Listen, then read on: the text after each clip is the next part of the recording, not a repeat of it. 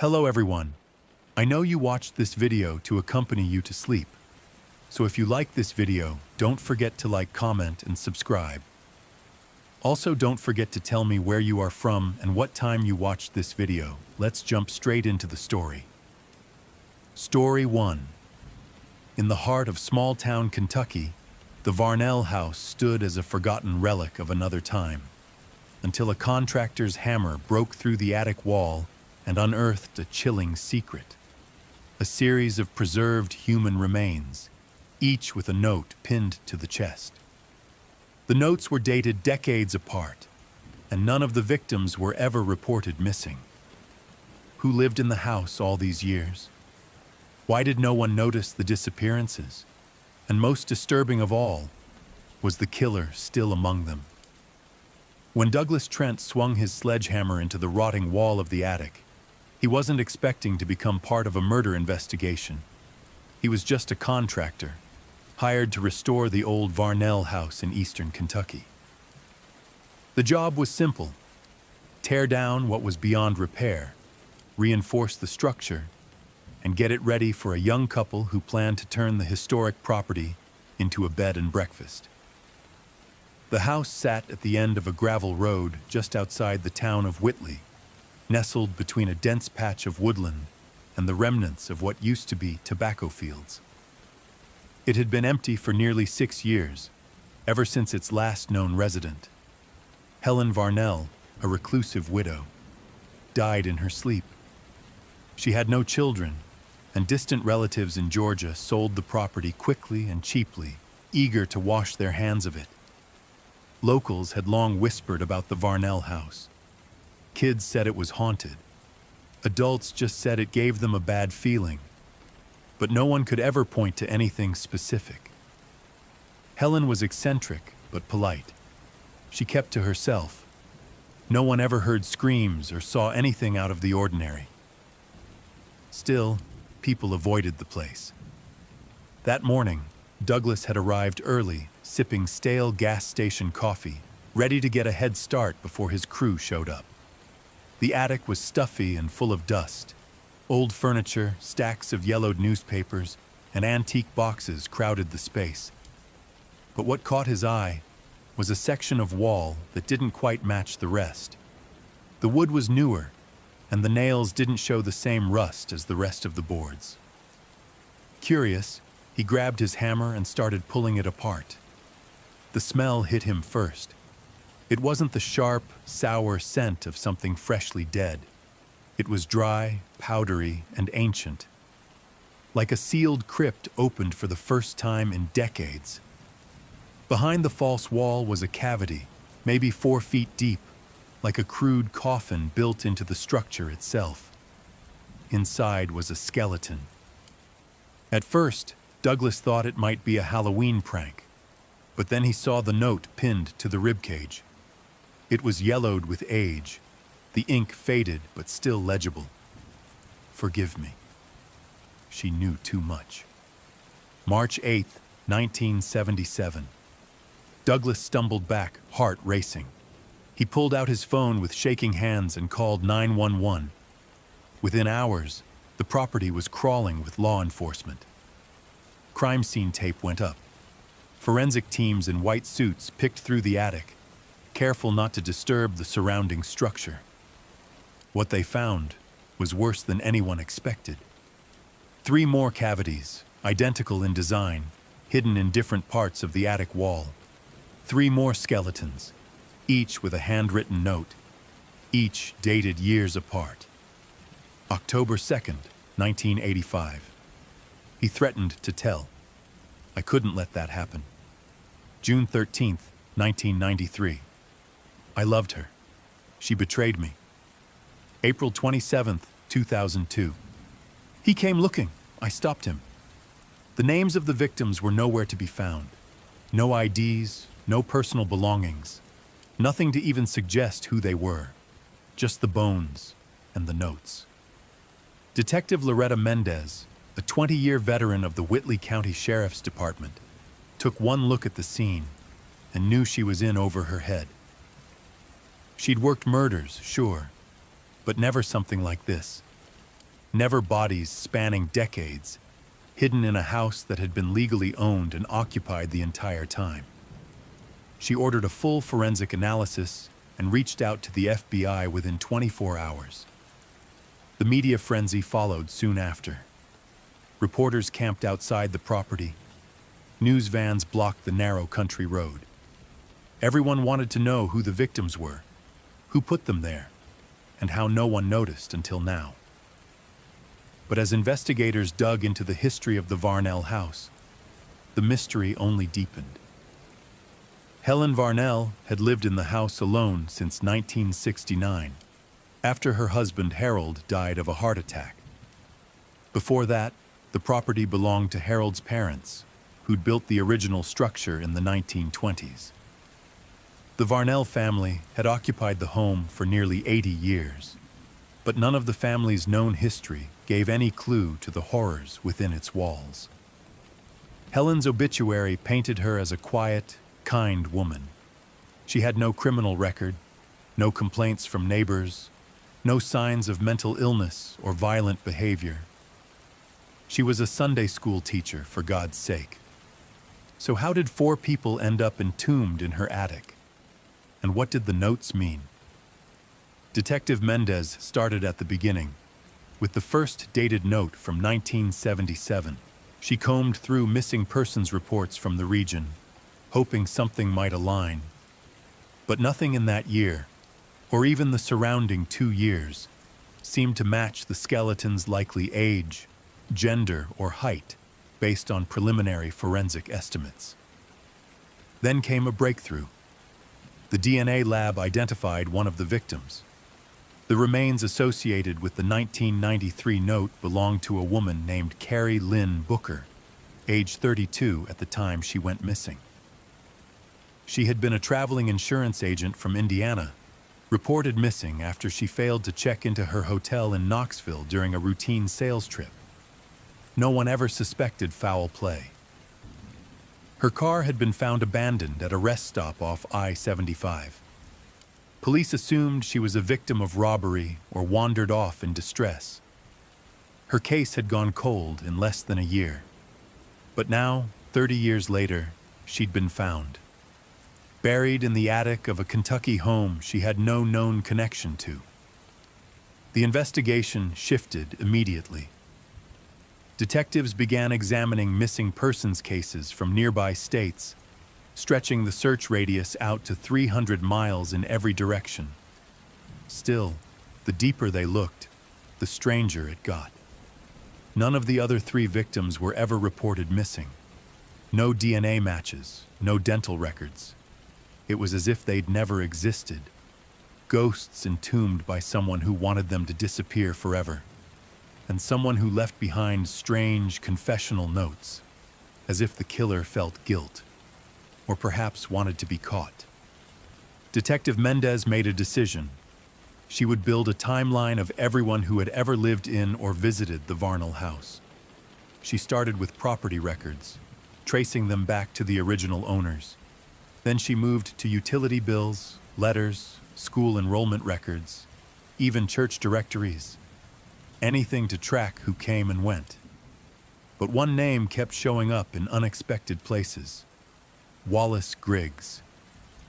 He wasn't a family member, not officially, but he appeared in letters addressed to Helen in the 70s and on a work invoice dated 1985 for general handyman services, the same year as the second victim's death note. Mendez pulled his background.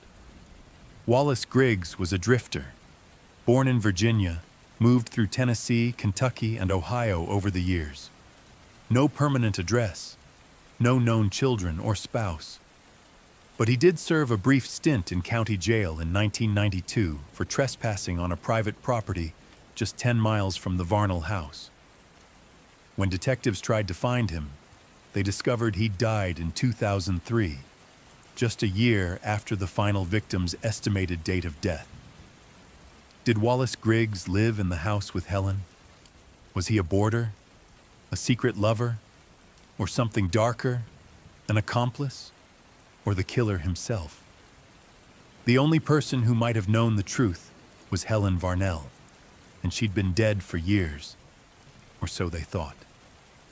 A neighbor came forward, claiming she'd seen Helen just 2 years ago, long after her supposed death.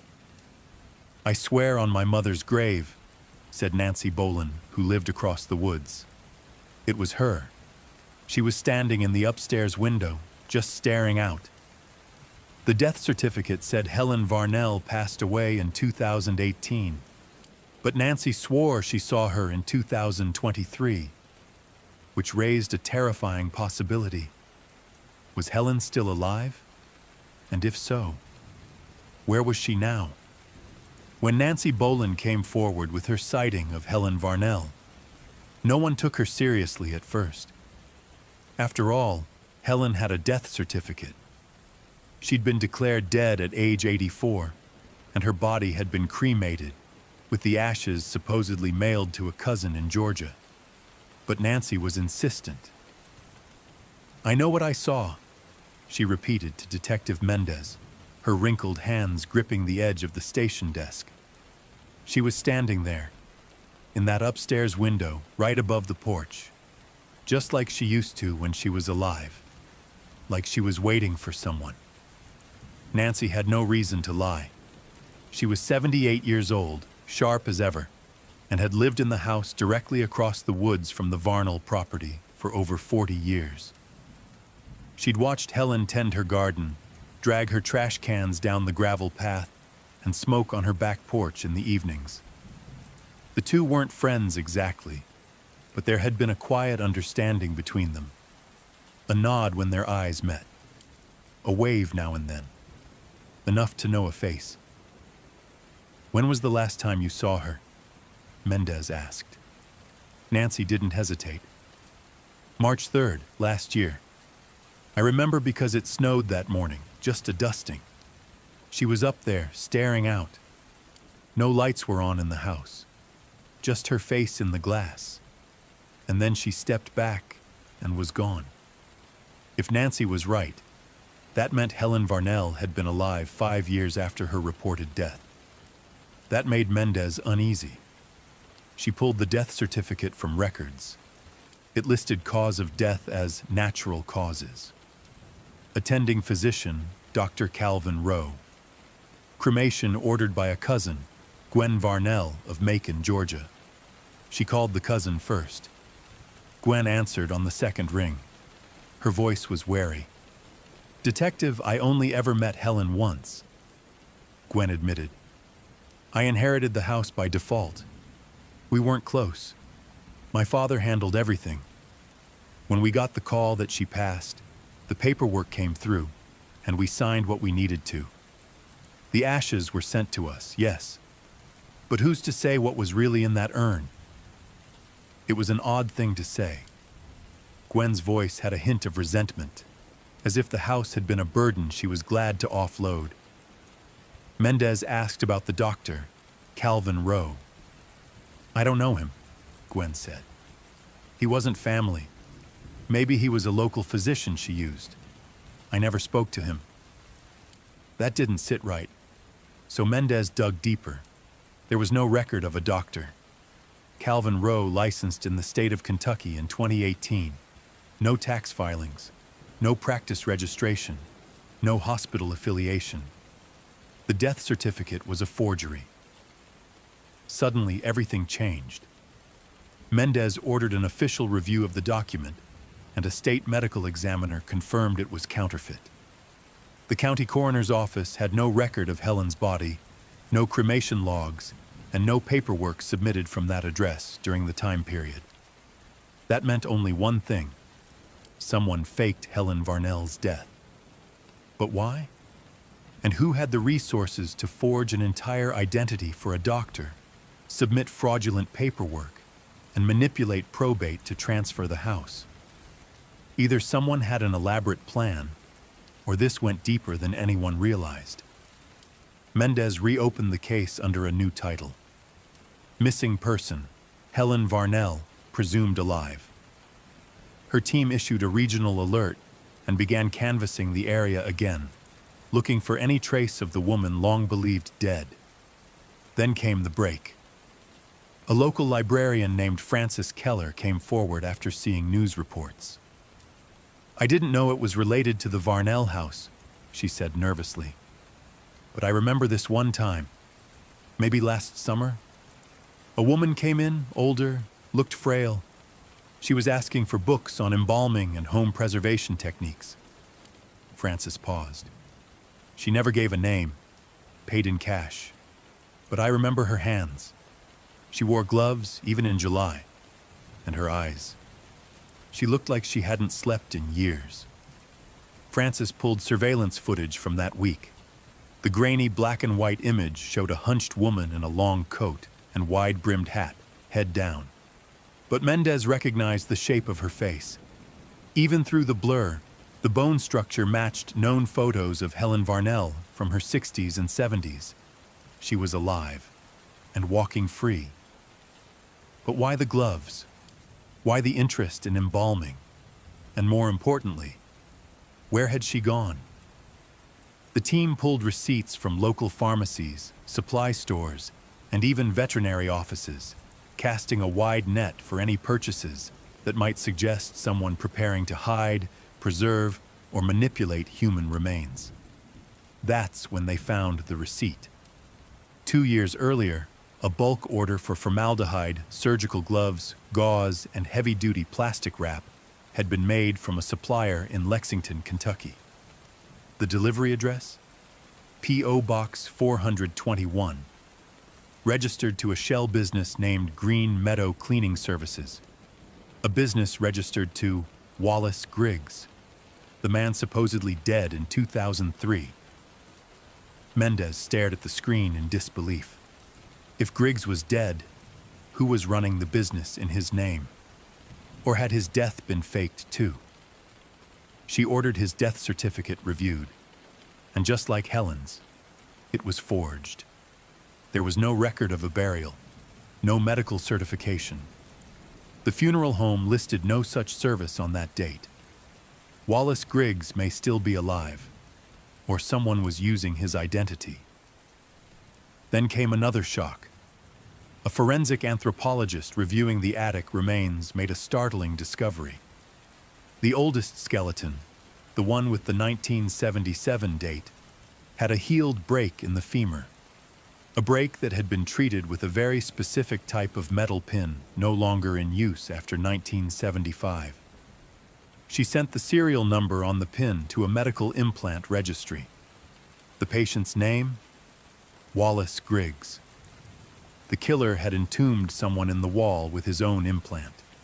It was a classic misdirection, which meant the body buried under the name of Wallace Griggs was someone else, and the real Griggs had staged his own death.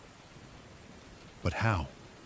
And why would he and Helen fake their deaths and vanish, unless they were complicit in something horrifying? Mendez was now convinced. The Varnell house had not just been a dumping ground.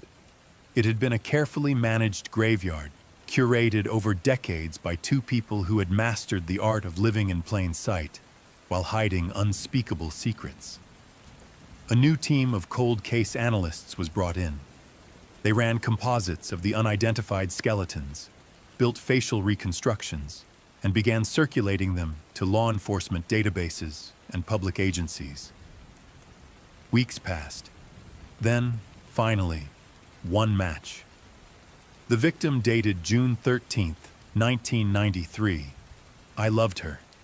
She betrayed me. Was positively identified as a woman named Marcia Kane, age 28 at the time of her disappearance. She'd been a nursing student in Ohio. No family left. No known reason to be in Kentucky. But she had one key link: a part-time job working home care for elderly patients. One of her last known clients? A man named Wallace Griggs. He had used a fake name, William Garrett, but left behind a signed check stub that bore his real signature. Marcia had known him. She had likely been lured to the Varnell house, or somewhere nearby, and she never left. Mendez stood in the attic again, weeks after the initial discovery. Sunlight filtered through the cracks in the roof. Dust danced in the air. The smell of old wood and mildew lingered, but the space felt different now. Not just eerie, but alive. Like the house was keeping secrets even now. One of her techs had been reviewing photographs of the attic taken during the initial discovery. He noticed something strange about one of the remaining walls. "The wood looks newer," he said, "just like the false panels where the bodies were hidden. Only this one's behind a built-in shelf." Mendez ordered it removed. The shelf came off with a groan. Behind it, a door, a narrow, hidden compartment no wider than a crawl space.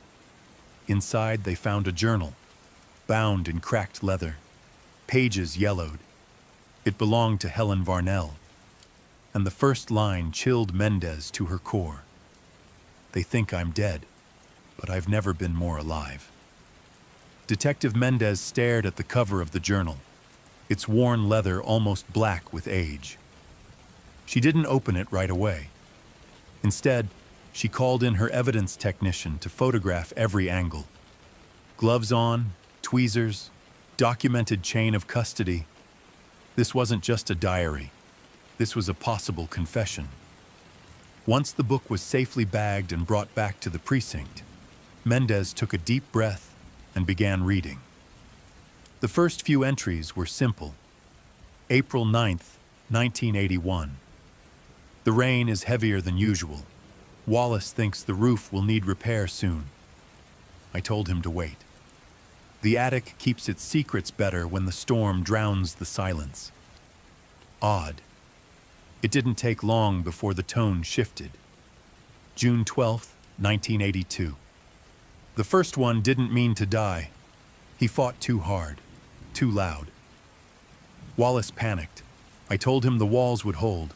I didn't lie. Mendez felt a cold pit form in her stomach.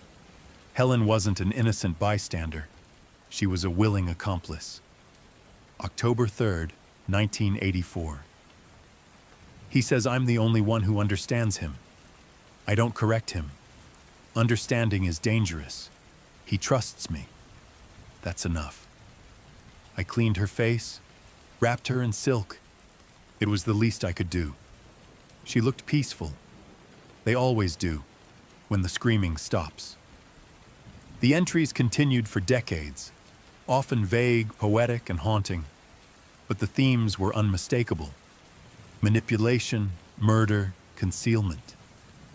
Helen and Wallace had been living together in the Varnell house, undetected, for years, well past both of their reported deaths. Helen detailed how they'd both staged their disappearances using fake documents and a network of identities purchased through back channels. She referred to the broker multiple times, someone who provided forged documents, phony death certificates, even cremation paperwork for the right price. March 2nd, 1999. The broker says he wants more now, not money, a name. Wallace says to give him Lydia. I say no, she's pregnant. He smiles and says, all the more reason. Keeps things interesting. We compromised. The drifter got the wine. Lydia leaves tomorrow. I'll send a warning. It was too late for Lydia, if she ever got out. The journal mentioned at least 14 victims by name or description. Several entries used only initials or nicknames. The Sailor, Baby Teeth, the Screamer.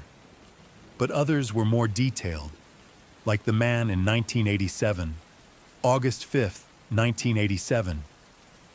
He knocked on the door during dinner, said he needed gas. Wallace invited him in, said he'd help. I tried to stop him.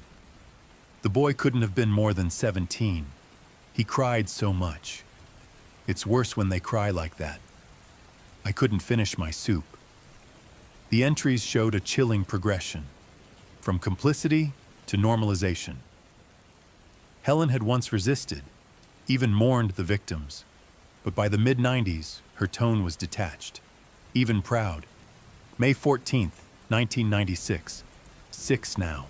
3 in the crawl space, 2 in the attic, 1 somewhere else.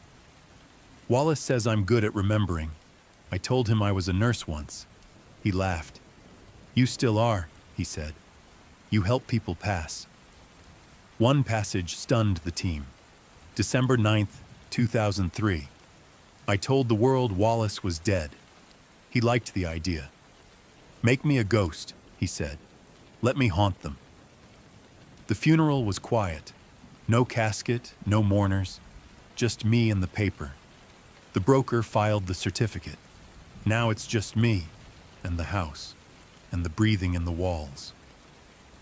If Helen faked Wallace's death in 2003, but continued referencing him afterward, that meant he had remained in the house, even after his death. Some entries hinted at conflict. June 7th, 2011. He's growing reckless. Left blood on the stairwell. The freezer shorted out, had to burn the sheets. He blames me. Says I'm slipping. Says it's time to find a replacement. I laughed too loud. He didn't like that. One entry made Mendez's skin crawl. October 19th, 2013. The girl from the university is sweet. She plays piano. Wallace says she reminds him of someone. I asked who. He said, doesn't matter. She won't be here long. I told her to leave. She didn't listen. A quick call to the nearby university's missing persons database turned up a possible match. Angela Reed, age 22, vanished in October 2013. Music student. Last seen attending an off-campus recital near Route 52. No leads had ever panned out until now. Angela's face was reconstructed from the remains in the attic. It was her. Helen had tried to warn her, but failed. As the journal progressed toward the late 2000s and 10s, the entries grew less frequent, but more erratic. Spiraling thoughts, fragmented sentences, paranoia. January 3rd, 2016. The bones whisper at night. He talks to them. I don't sleep anymore. July 21st, 2017. They asked about the smell. I said raccoons. They asked again. I said it louder. March 3rd, 2018. The neighbor saw me. She knows. I shouldn't have stood by the window. But the sunset looked like fire. That last line matched the exact date Nancy Boland had claimed to see Helen in the window. It wasn't a hallucination. Helen had been alive, hiding in plain sight. And just like that, after that entry, the journal stopped. No April, no May, nothing after March 2018. So what happened next? For all Mendez knew, Helen might still be in the house, hiding, or she'd fled, disappeared again, maybe even died, finally, for real this time. The attic was fully re-inspected. The crawl spaces, basement, walls, all cleared. No signs of recent activity, until one of the forensic techs pulled Mendez aside. We missed something, he said. There's a storm drain behind the house, covered in moss and branches, leads out to the ravine. They cleared it. A narrow concrete tunnel ran under the yard, hidden for decades, tall enough for a person to crawl through, maybe even walk if they ducked. Footprints, old but visible. And further down the pipe, wedged in a metal grate, was something worse. A shoe. Size 6 women's loafer. Traces of blood. A DNA test confirmed it belonged to Helen Varnell, but there was no body, no trail beyond that point. Just the slow, muddy creek and silence. Had she died there? Escaped? Or staged her vanishing act all over again? Mendez stood at the edge of the ravine and stared down. Somewhere out there, a woman who had helped murder over a dozen people, maybe more, was either dead or living under a new name. But the next discovery would cast the entire case in a more terrifying light. While reviewing the journal again, a sharp-eyed analyst noticed something. Patterns. The names, the dates, the victims, Every one of them had been logged with a symbol, a small, cryptic flourish at the end of the entry. Most were just dots, X's, or small crosses, but occasionally one symbol repeated. A tiny triangle enclosed in a circle. They brought in a symbologist from the FBI. His verdict? That's an esoteric marker, tied to an old Appalachian ritual sect, the Third Gate, thought to be extinct. It wasn't just two murderers in an old house. It was something deeper, a pattern, a doctrine, a ritual. And the Varnell house may have only been one chapter in a much bigger story. The discovery of the triangle and circle symbol shifted everything. Detective Mendez, hardened by years of grim cases, suddenly found herself consulting with anthropologists, folklorists, and federal analysts. What had started as a local cold case with human remains and a hidden journal now appeared to have ties to something older, stranger, and possibly far-reaching. The term Third Gate surfaced repeatedly in Helen's entries, but it was subtle, never directly explained. She referred to Wallace's ascension after the second gate and made cryptic notes like, February 22nd, 1993. He says the third gate requires sacrifice. I ask, of who? He smiles. Whoever resists. I didn't ask again. Mendez brought in Dr. Felix Horn, an expert in obscure American occult groups. He arrived in Dalton wearing a linen vest and wire-rimmed glasses, carrying a box of old Appalachian texts and journals. I'll be frank, Horn said, flipping through Helen's journal with a gloved hand. This triangle and circle motif dates back at least to the 19th century in this region. It was tied to a breakaway sect of a larger apocalyptic group known as the Church of the Atoned Flame. Mendez had never heard of it. Most haven't, Horn replied. They were never large, never formal. Think of them as spiritual scavengers, taking scraps of Christianity, folk magic, and doomsday prophecy, and mixing them into something uniquely grotesque. According to Horn, the gates were stages of spiritual purification through death. Not metaphorical death, literal. First gate, the shedding of the past, symbolized by fire. Second gate, the silencing of the self, achieved through the taking of another life. Third gate, the awakening, achieved by surviving the taking of many lives. It's a serial killer's theology, Horn explained, but it provided justification, ritualized structure to what Wallace and Helen were doing. And then he said something that made Mendez's blood run cold. This isn't an isolated case. I've seen the symbol before. Once, 10 years ago, South Carolina, a cabin fire, 5 bodies, never solved. Mendez asked for details. The similarities were too close. A remote house, murders hidden by fire. The attic had been sealed off, a triangle and circle symbol etched into a support beam. No survivors, no suspects. Horn continued. I believe Wallace wasn't the originator. He was a disciple, maybe even a gatekeeper in their terms. The Varnell house was just one temple in a much older, darker network. It sounded insane, until they searched further. The FBI's Obscure Crimes Unit compiled 3 other unsolved cases across the Southeast, with overlapping details. 1978, Knoxville, Tennessee. 6 bodies found in an abandoned sanitarium. Triangle and circle painted in blood on the floor. 1985, Black Mountain, North Carolina. A missing family. Home left untouched except for strange carvings in the basement.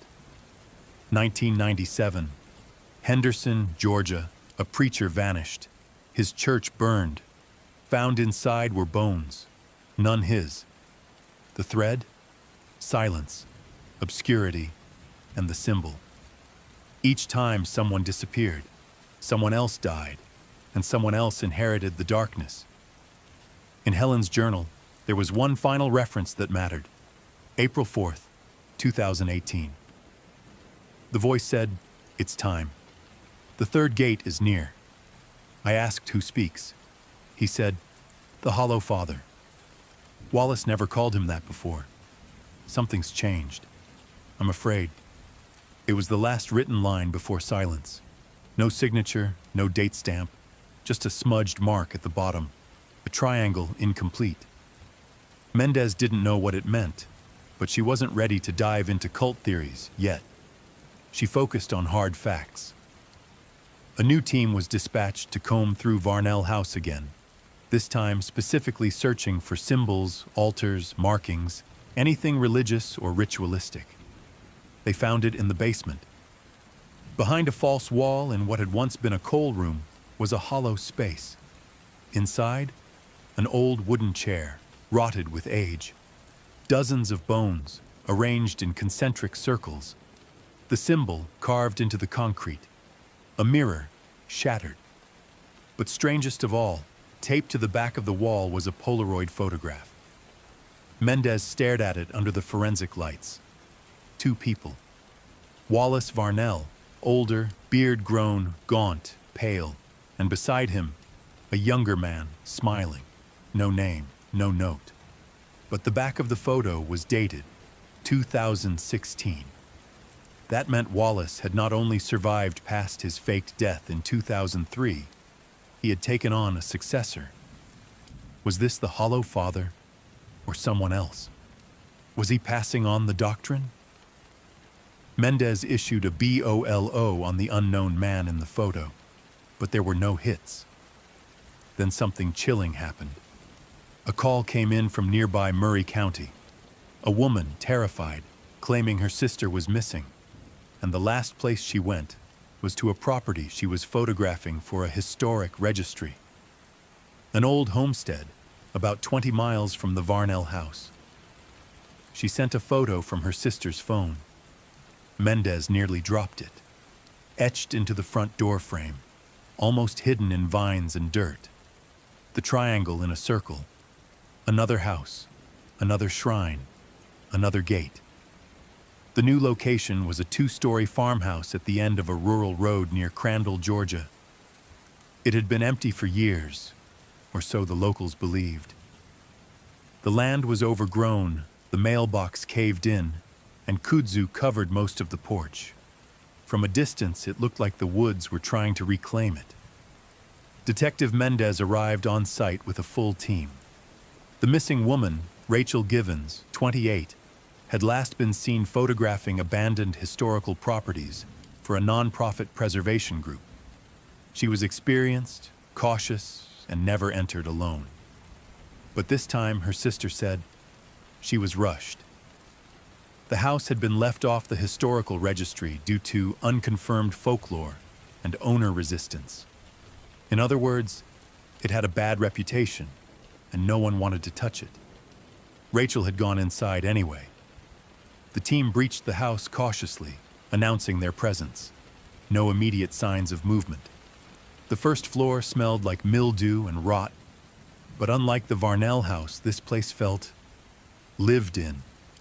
Recent food wrappers, bottles of water, blankets in a corner. Someone had been staying here. As the team moved deeper, they reached the basement door. It was nailed shut from the outside. Mendez signaled to pry it open. The stairs creaked with every step. The air turned colder. At the bottom of the staircase was a cement-floored basement, no larger than a garage. Flickering sunlight seeped through a broken window, and in the center of the room, an altar.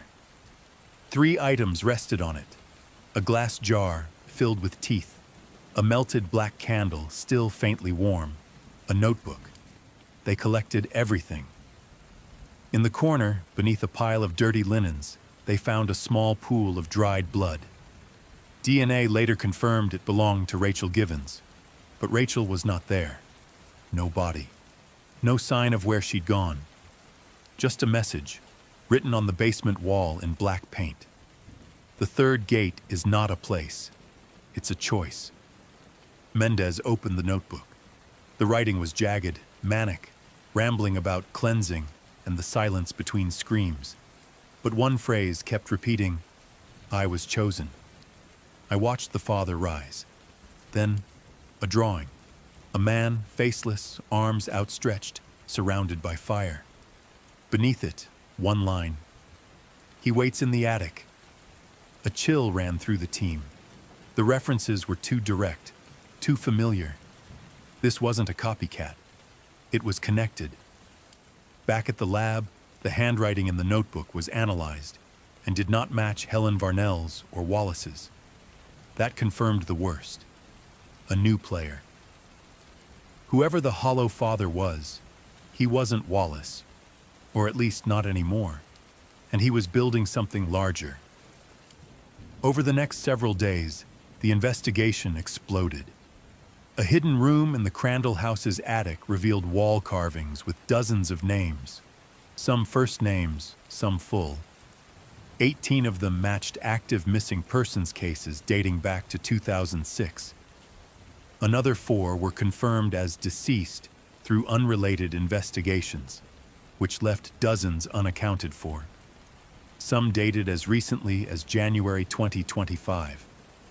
This cult, or whatever it was not only alive, it was growing. The FBI launched a regional task force, and in doing so, they uncovered a disturbing trend. Several properties across the southeastern U.S. had been purchased over the last decade under shell corporations with similar names. Hollow Holdings, LLC, Third Gate Properties, Ebon Path Realty. They were buying old homes, remote places, abandoned inns, defunct churches. All of them fell under a network of false owners, traceable eventually to a single man, Raymond Cole. Age, unknown. Possibly late 30s. No criminal record, no official employment, a shadow. And then one day, Raymond Cole appeared, on camera. A security cam caught him leaving a hardware store in Rome, Georgia. Clean cut, calm, wearing a navy jacket and jeans. He purchased duct tape, bleach, gloves, and rope, and paid in cash. When the store owner later reviewed the footage, he noticed something odd.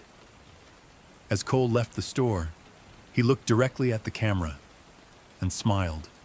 No attempt to hide, no fear, as if he knew someone would be watching. The FBI traced Cole to a small warehouse 15 miles away. By the time agents arrived, it had been cleared out.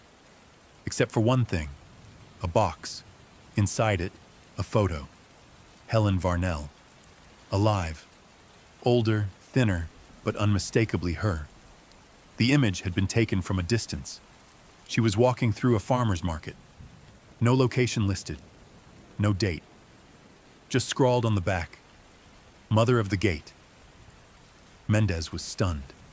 Helen hadn't fled. She hadn't died. She was part of it now.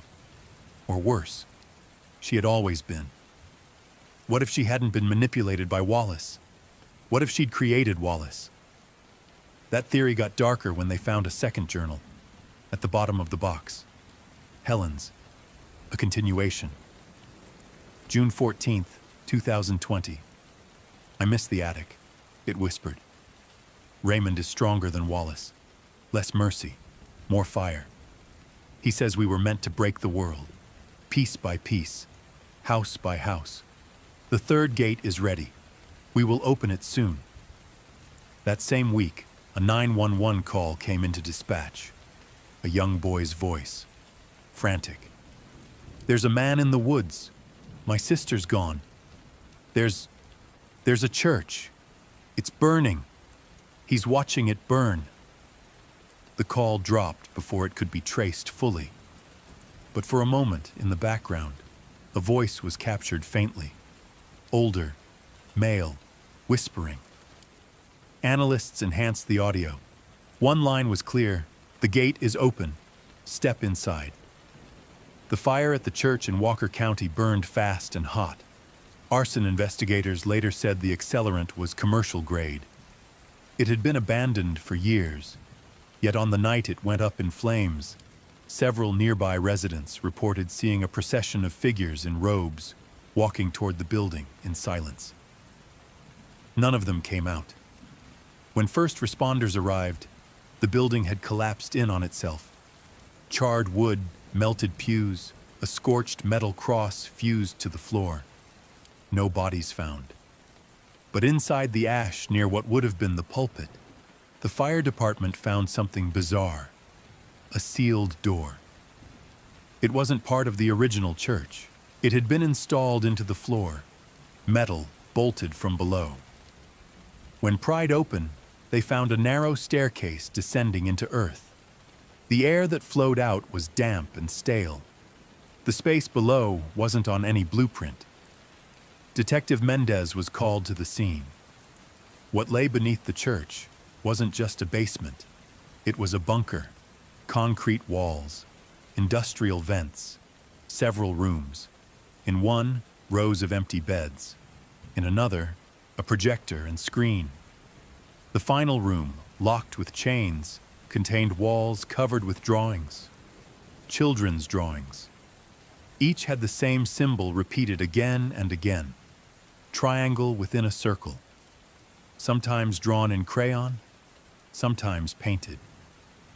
One terrifying image showed a figure in black robes holding hands with children under a burning sky, and written below it, in careful block letters, "He feeds the fire so the silence can speak." This wasn't just a cult site, it was a recruitment facility. At least 3 sets of child-sized shoes were found in the room. They were never matched to missing persons. The FBI's Child Exploitation Task Force became involved. Every photo, every fiber, every scratch mark on the walls was cataloged. There were no fingerprints, no security footage, but the layout suggested the place had been in use recently, until the fire. That's when they got a break. A name etched into one of the bed frames. Eliza V. At first it seemed like another untraceable pseudonym, but a data analyst cross-referenced the name with Foster system records.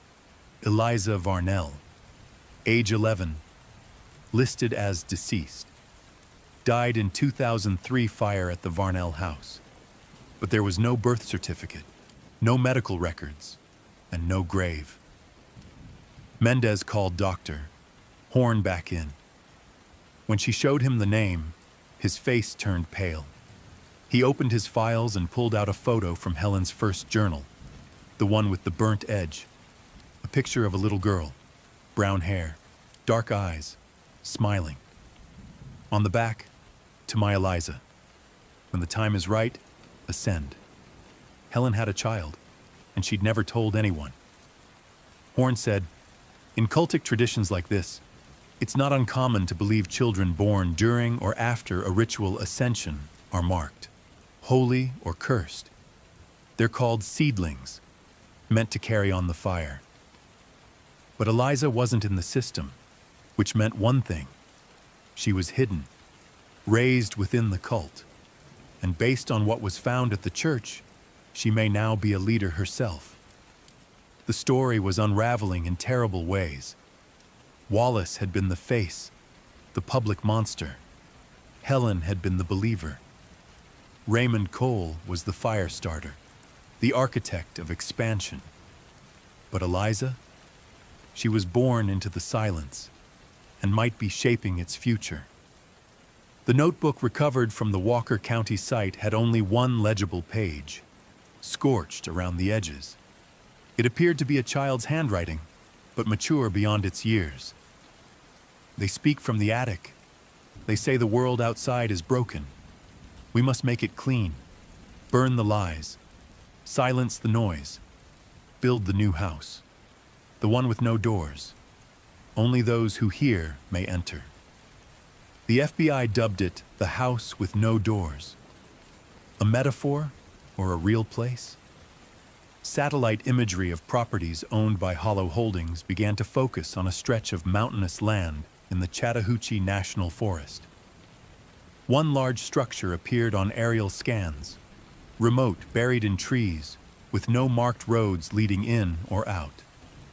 Infrared scans showed signs of regular heat activity. Could this be their stronghold? A team was assembled. Operation Emberlight, SWAT, FBI agents, and local tactical teams. They moved in under cover of night, flying in by chopper to avoid detection. What they found was staggering. The structure was built deep into the hillside, camouflaged under a natural canopy. It had 2 main floors above ground and an unknown number of levels underground. Inside, maps, dozens of them, some showing towns, others with pins on abandoned schools and churches, printed lists of names, hundreds, a broadcasting room, shortwave radios, encrypted drives, and a large mural of the triangle circle symbol painted behind a podium. But no people, not one. Whoever had lived there was gone, until they checked the final sublevel. Locked behind a steel door was a room lined with speakers. Nothing else. Just old speakers mounted to every wall, some still humming faintly. In the center, a single chair, and a photograph taped to it. Eliza, standing next to Raymond Cole, smiling. On the back of the photo was a phrase, "You watched Wallace burn. You silenced Helen's voice. But the house with no doors opens soon, and you are already inside." The house with no doors wasn't just a location. It was a concept, woven deeply into the beliefs of the cult. After the Chattahoochee compound raid, analysts scoured everything, recordings, encrypted documents, and floor schematics, and came to a chilling realization. The cult had cells, not just a central leadership. Dozens of independent chapters loosely connected by a shared doctrine, all of them waiting for one thing: the fourth silence. No one knew exactly what that meant. The phrase had appeared before, in Helen's second journal, in wall etchings, and in the children's drawings. It seemed to represent a future moment, a culmination, something catastrophic. Dr. Horn, reviewing the cult's mythology, suggested that the fourth silence was akin to an apocalypse, not an external one, like a bomb or plague, but an internal transformation, a mass psychological event. Their texts reference a world deaf to the truth, he explained. They believe that silence must be imposed before the gate can open fully. It's not just literal quiet. They mean a spiritual severing, an end to noise, lies, thought. Only submission remains. In short, a complete loss of individual will. While the cult's philosophy was cryptic, its actions were growing bold. Over the next 3 months, 4 fires broke out in different towns across Georgia, Alabama, and Tennessee, each at an abandoned building, each preceded by missing person reports. Each site revealed the same pattern: ashes forming a perfect triangle within circle. Children's shoes, one phrase painted nearby: "The ascended do not scream." And with each new incident, a common thread emerged. Eliza, in one town, Cedar Hill, Tennessee, an elderly woman named Clara Page reported seeing a ghostly-looking girl watching her barn burn. She couldn't have been more than 12 or 13, Clara told investigators, but her eyes, dead black. Like glass, she told the girl to run from the fire. The girl didn't flinch. She turned and walked into the trees. Investigators later found a crude shelter in those woods. Inside, drawings of the Varnell house. Dozens of them. Drawn in crayon, charcoal, ash. It became clear. Eliza wasn't just hiding. She was revisiting, reinforcing, reawakening. Mendez, now working with the Joint Task Force on Occult Crimes, began mapping every Eliza sighting. Each formed a strange circular pattern around North Georgia, with the Varnell property at its center. But there was a problem. The Varnell house had been demolished in 2021 after a suspicious fire gutted the interior. The land had been sold to a private buyer and left undeveloped. Until now. Satellite imagery showed new activity. Excavation equipment, prefabricated materials, and an unauthorized structure beginning to rise at the site. Agents raided the property. No one was there, but underground, they found a newly dug chamber. Small, bare, fresh concrete. In the center, a sealed metal hatch. It matched the style used at the church compound. Welded from within, impossible to open from above. And next to it, on a stand, was a cassette recorder. Old, dusty, but functional. They played it. The voice on the tape was unmistakably Eliza's. Calm, even joyful. "You burned our first house, so we built a second beneath it." But that was just rehearsal. The true gate needs neither roof nor floor. It lives in those who heard Wallace scream and still stayed quiet. Those who watched Helen bleed and still asked why. "You made this gate. Now step through it." Then silence, followed by a soft humming sound. A child's voice began to sing, "The house with no doors has windows and fire. The attic is open. Come climb higher." The tape ended. Forensics determined the recording was recent, no older than 2 weeks. Then came a devastating development. A group of hikers near Brasstown Bald reported finding a tunnel entrance in the woods. Inside, they discovered candles, blankets, and fresh footprints. They didn't realize the danger until too late. One hiker, Jamie Collins, returned the next day to retrieve a lost GPS unit and never came back. Her body was found 3 days later. Mouth taped shut, hands clasped in prayer. A triangle burned into her chest. The site had been turned into a temporary altar. Investigators noted no drag marks, no signs of a struggle, which led to a terrifying theory. Jamie had walked willingly, perhaps drugged, perhaps manipulated, or perhaps converted. Over the next month, Eliza's name began to appear online, on fringe message boards, TikTok rabbit holes, even encrypted forums where people spoke of her like a prophet. She understands the quiet. She walks between fires. She is not a child. She is the gate. FBI profiler Dana Reston said, "We've never seen a cult where the symbol is a living person who grew up within it and now leads it. It's not about death anymore. It's about infection of ideas." That's when law enforcement made a bold move. Go public.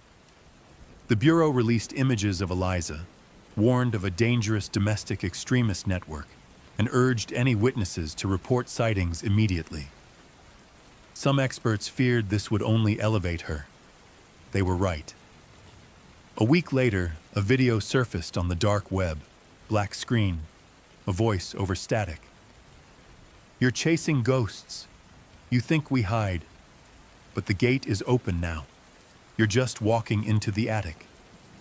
Then, briefly, a shot of Eliza, eyes wide, smiling, standing on a burned rooftop, flashes across the screen. The footage ends. The metadata shows the video was uploaded from Varnell, Georgia. Rain poured down in Varnell, Georgia, the night they found the shrine. Hidden in an old storm drain beneath a stretch of cracked road, it was discovered by accident. 2 sanitation workers doing a routine check after flash floods receded. They thought it was just more debris.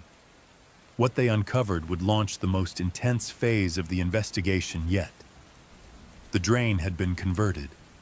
Candles lined the walls, wax dripping onto rusted metal. Rotted children's toys, stuffed animals, broken dolls, were stacked in a makeshift altar around a scorched wooden box. And on the ceiling above the altar, written in ash and what appeared to be dried blood, "The gate is not a place. The gate is not a sound. The gate is what remains when silence is all around." Inside the box was a photo of Helen Varnell, bound and gagged mid-ritual, presumably taken during her final days. It had been altered, her eyes blacked out, and a triangle carved into her forehead. Pinned to it, a lock of hair. DNA confirmed it matched Eliza Varnell. It was a chilling act of symbolic separation. Eliza was cutting ties, not just with her mother, but with the past. She was moving into something new, something entirely her own. But what was it? Back at the FBI's Behavioral Analysis Unit, profiler Dana Reston analyzed months' worth of cult materials, journals, graffiti, recorded chants, and concluded that Eliza had evolved the belief system into something more virulent. She was no longer interested in hiding in attics or beneath churches. She wanted penetration into schools, cities, homes. Her doctrine, now called the Silence Doctrine, was spreading not just by fire or blood, but through language, phrases, songs, even children's games. One disturbing discovery was a jump rope rhyme overheard on a Georgia playground. 1 for the fire, 2 for the scream, 3 never wake, 4 starts the dream. The teacher who overheard it questioned the children. They claimed they learned it from a quiet girl with glassy eyes. Surveillance footage showed nothing. No stranger, no outsider. She had vanished, if she was ever there at all. At the same time, incidents across 3 states began surfacing. Teenagers disappearing. Church basements found with blood sigils.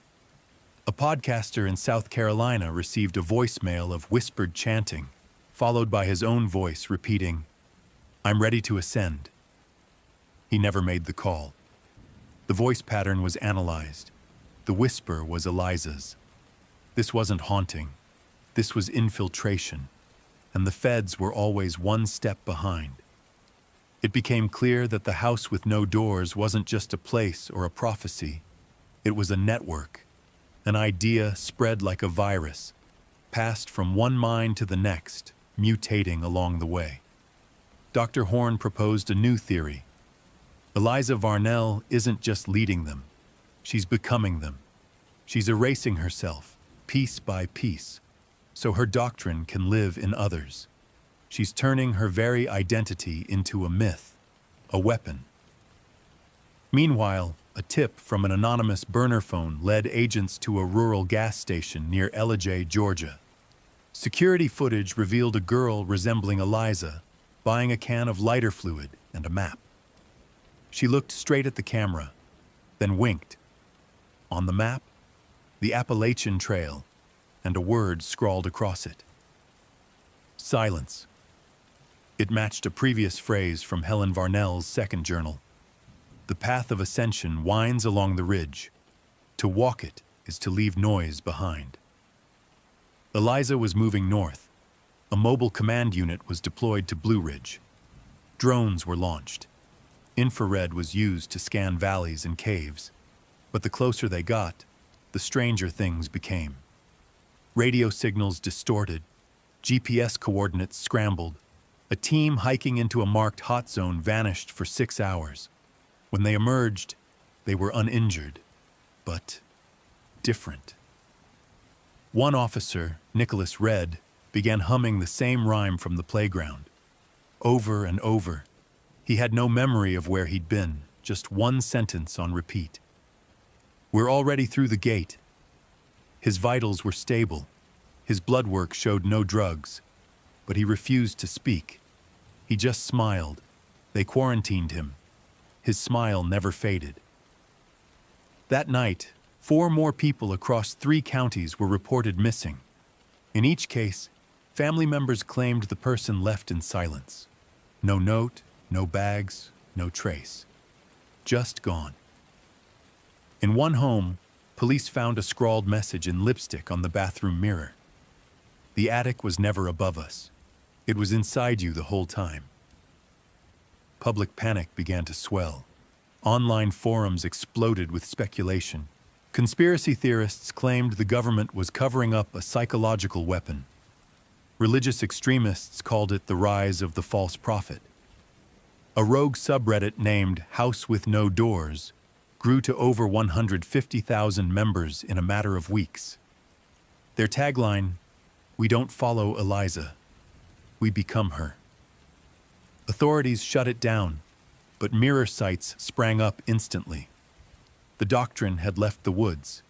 It had entered the bloodstream of the internet. Then came the event that changed everything. At a remote rest stop near Highlands, North Carolina, a school bus was found abandoned. Doors wide open, engine running, no children inside. The driver, Marla Jennings, was found in the nearby forest, her arms outstretched toward the trees, whispering, "I see her. I see the gate," before collapsing. The children were found safe, 4 miles away. They said a girl had led them off the bus, gently, telling them they were going to visit the attic. But the girl had vanished. Agents asked them to describe her. Every child gave the same detail. Her eyes didn't blink. That night, the FBI issued its first domestic terrorism bulletin in years to mention a single individual, Eliza Varnell, by name. A $250,000 reward was offered. It was too late. The doctrine had reached critical mass, and somewhere in the Blue Ridge Mountains, a child who had never been born into the world now moved through it like a ghost, lighting fires in mines instead of churches. Because the gate wasn't a door anymore. It was a mirror, and people were beginning to look. By late spring, law enforcement, media, and fringe cult experts all agreed on one thing. Something unprecedented was happening. Not just a rise in criminal activity, but a psychological movement, decentralized and immune to traditional takedown methods. The belief system behind the house with no doors had metastasized, no longer dependent on Eliza's physical presence. She had become something else, a myth, a meme, a contagion. And for the first time, the FBI admitted it publicly. In a May 8th press conference, Deputy Director Leo Spader stood at the podium, pale and worn, and made a statement that echoed around the country. "We are not just dealing with a fugitive. We are confronting a domestic belief system that preys on isolation, silence, and trauma. It radicalizes not through speeches or gatherings, but through whispers, through fear, through mirrors." That last word was deliberate, because in the most chilling turn yet, cult behavior had shifted. People weren't just disappearing, they were transforming, in attitude, in manner, in belief, and always preceded by the same symptom: mirror fixation. Across 6 states, dozens of cases emerged. Teenagers staring into mirrors for hours, whispering strange rhymes. Adults waking up to find symbols drawn on their reflections in condensation. Entire families abandoning homes with "the attic opened" etched across bathroom vanities. One therapist in Asheville, North Carolina, reported 5 patients, none previously religious, who claimed they had seen the gate in their dreams and awoke to find a small triangle burned into their forearms. No fire, no wound, just there. And one phrase, repeated again and again: "She waits inside the mirror, not to be seen, to be become." Mendez was tracking these changes with growing alarm. He'd seen fanaticism before, but this was different. It was soft, viral, and disturbingly attractive to those in pain. "The cult used to pull people in with fear," he said. "But now they're offering relief. Eliza's message has changed. She's promising something quieter than peace: erasure."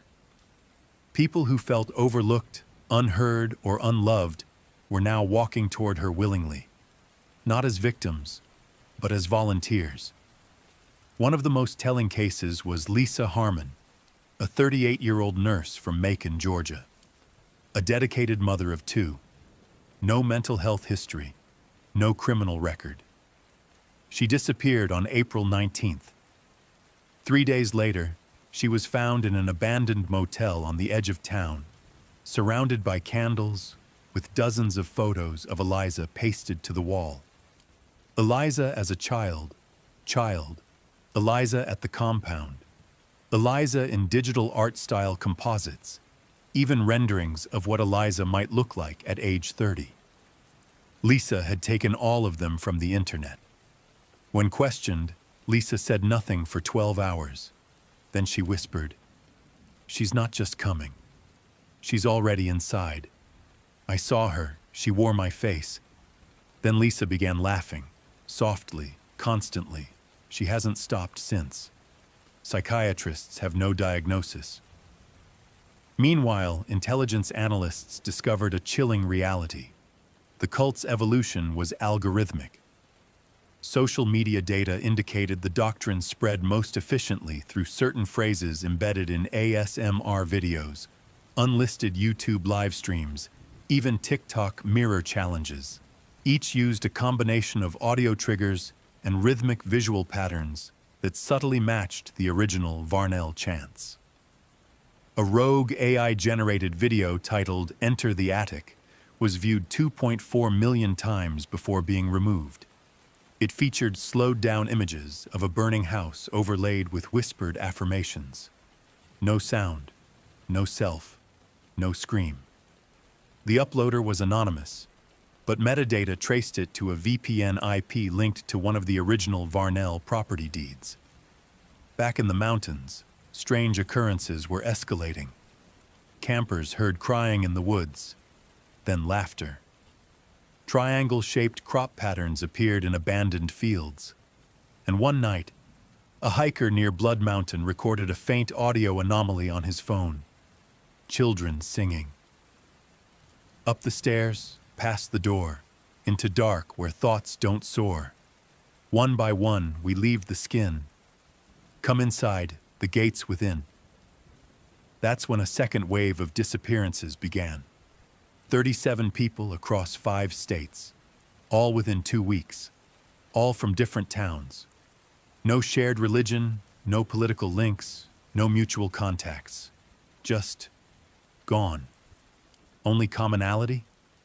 Every home had a mirror positioned in the northeast corner of a room.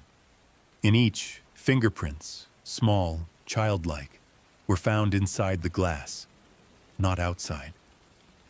Glass specialists said that was impossible, but forensic imaging confirmed it. Then came the incident that changed Mendez forever. He returned to his safe house apartment outside Atlanta after 3 days in the field. He locked the door, checked the windows. Routine. Then he entered the bathroom. His mirror was fogged from a leak in the radiator. He wiped it clean and saw her, just for a second. Eliza, standing behind him, smiling. But when he turned, the room was empty. The reflection lingered for a heartbeat, then vanished. He didn't sleep that night. He filed a report the next morning, but no one knew what to do with it. How do you catch an idea? How do you interrogate a reflection? That day, a new message appeared on the House with No Doors message board, now hosted on a dark net clone site. The gate isn't something you open, it's something you notice, too late. Ask not who walks through the attic, ask if you've already entered. And then the final, most haunting image yet, a low-res photo. A crowd of people walking toward a mountain trail, no one facing the camera. Leading them, a small girl with long, dark hair. Captioned only, "She is leading them home." The final descent began not with an explosion or chase, but with a whisper. A whisper caught on an intercepted phone call between 2 self-described gatekeepers in rural West Virginia. The phrase wasn't new, but this time it came with a timestamp, a location, and a promise. She opens the attic for all on June 6th, when the moon is blind. It was a reference to the new moon, and it aligned with an anonymous tip sent to a private investigator named Raylan Goss, an ex-cult deprogrammer who had spent the last 4 years researching Eliza Varnell obsessively. The email contained GPS coordinates and a phrase, "Bring mirrors. She will reflect what you are." The location was deep in the Appalachians, a hollowed-out church from the 1800s, abandoned for decades. FBI agents, including Mendez, mobilized fast. The Bureau coordinated with local law enforcement, National Guard surveillance drones, and infrared-equipped helicopters. The idea was simple: surround the site, identify Eliza, and end the mythology once and for all. They underestimated her. When the team reached the clearing, what they saw was both terrifying and surreal. Hundreds of people gathered silently, all holding handheld mirrors. A few had brought floor-length ones. Some were blindfolded. Others had carved triangle symbols into their chests or foreheads. There was no chanting, no shouting, only silence and the wind in the trees. Then someone walked onto the collapsed dais of the ruined church. A girl, pale, thin, barefoot, hair covering her face. She raised a mirror to the crowd. The moment was eerie, cinematic. Mendez looked through binoculars. It was her, Eliza Varnell, or at least a version of her. The face was older, weathered, not the 18-year-old from the photos. This was a woman in her early 30s. Was it a sister, a double, a believer who had surgically transformed herself? Or was it Eliza, aged by time, pain, or perhaps something far worse? When agents advanced, the crowd responded in perfect unison. Each person turned their mirror inward and stared. Then they began to speak, not aloud, but in perfect synchronization, mouthing a phrase. No sound came out, but lips clearly formed the words, "We are the silence. We are the attic. We are the gate." That's when the signal cut out. All communication, satellite, radio, even cell, died across a 5-mile radius.